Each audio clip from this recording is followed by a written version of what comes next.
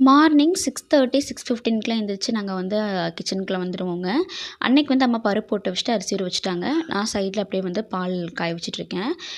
பால் காய்ஞ்சதுமே tea தூள் போட்டு வச்சுட்டு போய் செடிக்கெலாம் தண்ணி ஊத்திடலாம் அப்படின்ட்டு தாங்க.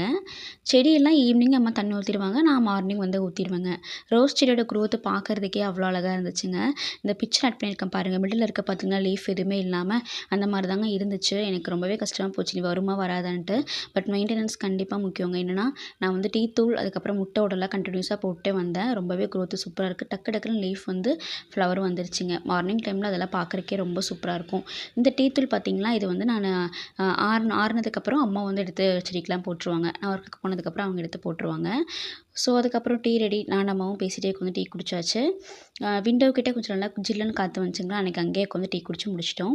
நானும் குளிச்சு ரெடி ஆயிட்டேங்க. அம்மா வந்து எனக்கு பருப்பு, ரசம், காய் பொரியல்லாம் வந்து பேக் பண்ணிட்டுருக்காங்க. ஸோ, இப்படி தான் வந்து எனக்கு அன்னைக்கு அந்த